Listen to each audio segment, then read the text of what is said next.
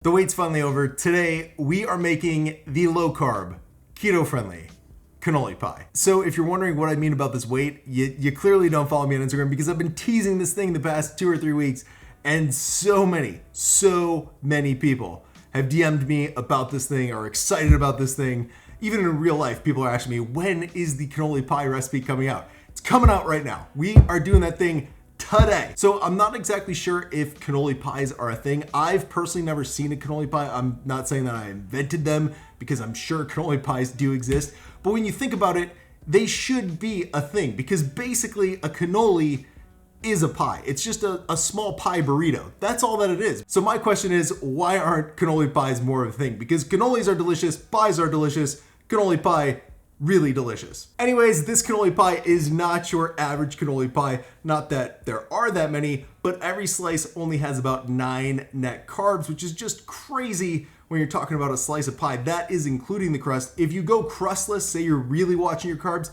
every slice will only be about 6 net carbs for your crustless cannoli pie. So that being said, let's jump into this one. Let's make this pie, guys. All right, so the first thing we're doing is getting out our food scale and a really large bowl, and then we're gonna take out some ricotta cheese. You have to say it like a real Italian, guys. At least I do, otherwise my wife's gonna yell at me because if I say ricotta, I get yelled at. So we are gonna be adding some ricotta cheese to this bowl, and make sure you're checking the nutritional labels on your ricotta cheese because all of them have different carb counts. I was able to find one that only had 2 net carbs per serving, but when I was in the grocery store, I saw some that had 6 carbs per serving, so just keep that in mind when you're selecting your ricotta cheese. So with that being said, we're adding 2 cups or around 480 grams of that cheese to our bowl for today's recipe. And then the next thing we're gonna add is gonna be some softened cream cheese. We're actually gonna be adding an entire brick or 8 ounces of that cream cheese to our bowl. And once we've got all the cream cheese added in, we're gonna add a half a tablespoon of some vanilla extract, as well as some unflavored gelatin. Usually you can find this in your grocery store's baking aisle, but I'll also leave a link to grab some in the video description below. So now we're gonna add some erythritol to the recipe to sweeten things up without adding any additional carbs or calories.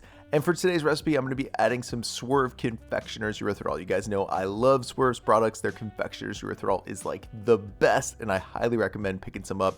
Anyways, for today's recipe, we're gonna be adding 3/4 of a cup or about 100 grams of that stuff to our bowl. And then at this point, we are all set to mix everything together. So you wanna get out a hand mixer and start combining those ingredients until you have a smooth and thick and creamy consistency going on in that bowl. Once everything does combine nicely, you want to get out some sugar-free chocolate chips.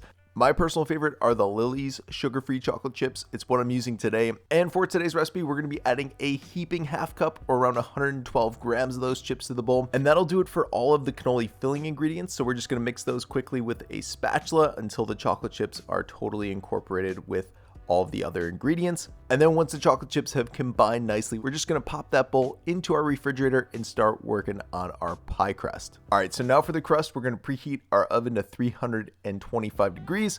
We're gonna get our food scale back out and a medium-sized bowl, and then we're gonna get out some almond flour. As you guys know, I'm a huge fan of the Bob's Red Mill Superfine almond flour. It's what I recommend using for the recipe, but the big thing is just make sure you don't use almond meal. And I'll clear up this question right now. No, you cannot substitute coconut flour for the almond flour. With that being said, we are gonna add a cup and a half of that superfine almond flour to our bowl. And once we've added all that almond flour to the bowl, we're gonna sweeten our crust up again, once again using some erythritol. This time we're gonna add a 1/4 cup of granulated erythritol to our bowl. And then finally, the last thing we're doing is just adding a little bit of salt. At this point, we're gonna take out a wire whisk and just combine all those ingredients together. Once everything's combined in the bowl, the last thing we're adding is a 1/4 cup of some melted butter. And then we're just gonna use a spatula to mix those ingredients together until a crumbly consistency starts to take shape in the bowl. Once it does, we are going to spray a pie plate with some non-stick baking spray, and then we're going to start pressing the dough out into the shape of the plate. This might take a couple of minutes, so just be patient while you're doing it. And a big pro tip is working the dough out from the middle of the pie crust. That way you end up with enough dough to coat the sides of the pie plate and get a nice crust all the way around the sides of the pie plate itself. So once your pie crust is looking great in that plate, yes, that rhymed, you're gonna toss that into the oven for just about 10 to 12 minutes until it starts to turn golden brown. And then once the pie crust does turn golden brown, you wanna remove it from the oven, and then you wanna let the pie crust cool completely in the plate itself.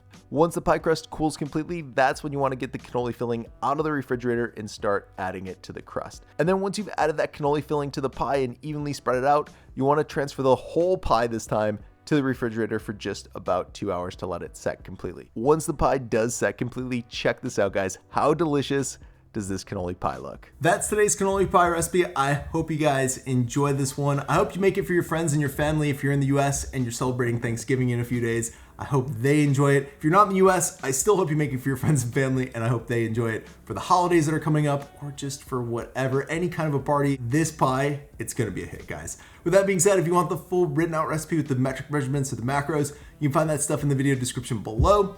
Also down there are links to all the products that I used to make the pie today. So if you're looking for any of that stuff, that is in the video description below. Thank you guys so much for watching. I will see you in the next recipe. Hopefully there's gonna be one more before Thanksgiving. I'm gonna really try my hardest, but if not, I hope you have a great Thanksgiving, and I'll see you in the next one.